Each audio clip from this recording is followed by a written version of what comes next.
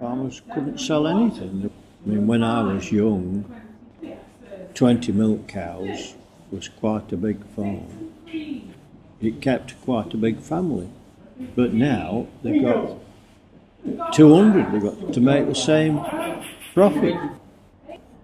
The war changed.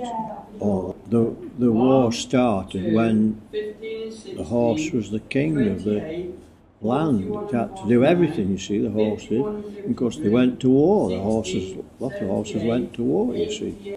Or during the war, farmers had to produce a lot more, so we didn't have to import food from abroad, you see.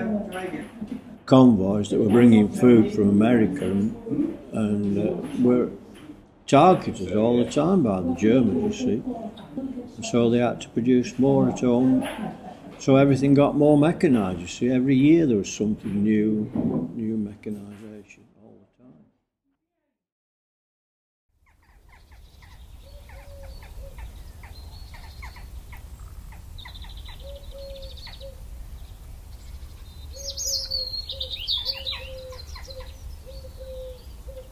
A part-time farmer, making hay and things like that. At home, at Tazewell. I work for my relations, my grandfather and my father-in-law as well.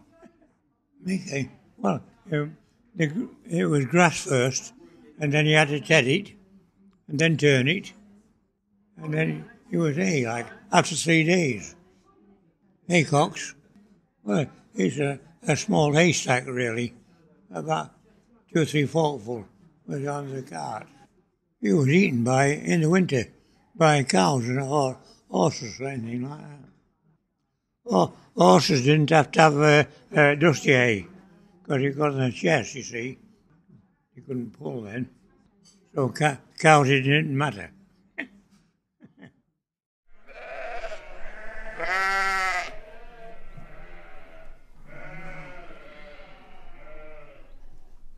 Take them down to the river, Tyford, and wash them in the river. Bring them back up and shear them. We had swale ales and massums. Let them swim right across. Collect them on the other side. Yes, it was very, very tiring, very hard work. We got them up into the pen. It was non-stop. Get them off as quick as you could. Start at the neck, pad it onto the back end, and all had to be in one piece. Yeah, then rolling it up and turning it. I've always been interested in sheep. I like working with them. So it was a full week's job. We got on to shear it. I was doing that all week. I used to really enjoy it.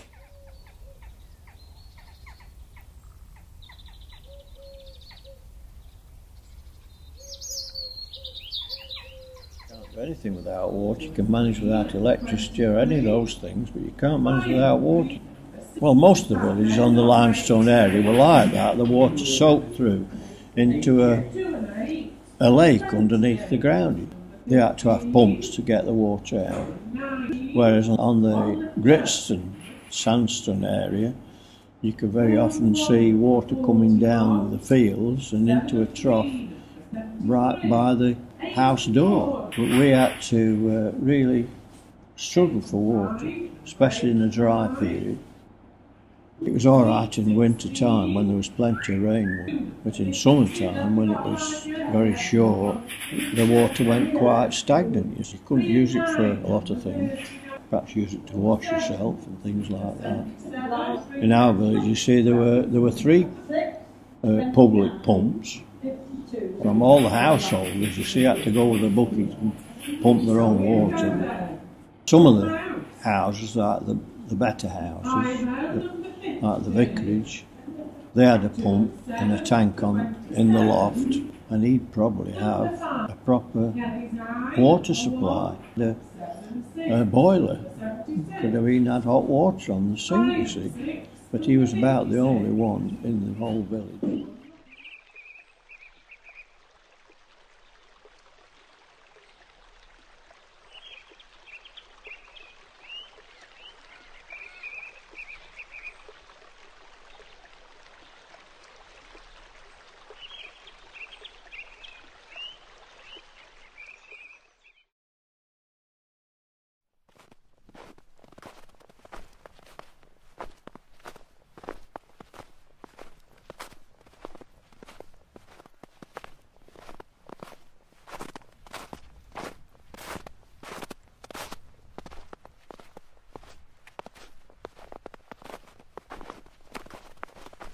We had to go every morning and break the ice, and the ice on this pond was 18 inches thick in 1947, and that went on for weeks and weeks and weeks. The dairy cows were allowed to go out twice a day because they had to produce the milk, you see.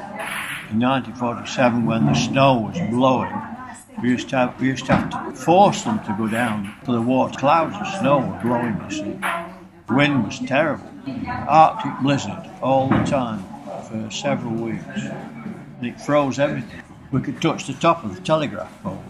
All the telephone was on poles in those days. And all the wires had frost on them. You seen it pulled all the wires down. The roads were blocked for weeks and weeks. My wife lived on a hill sheep farm. They were blocked for 3 months.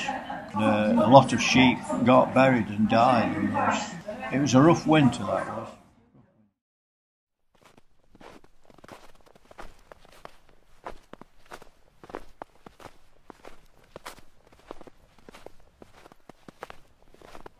But during the war, most of it was cleared by hand. There were Italian prisoners from prison camps. They used to send them out in gangs to clear the snow. They had to walk quite a lot of the distance. A lot of them would just dig a hole and sit in the hole all day. They couldn't get rid of the snow, you see. No point in digging like mad because it was just blowing it back in again, you see. Local people had provided with a drink and some hot food. The German prisoners, they used to work very hard, they did. And that's how we got through the snow.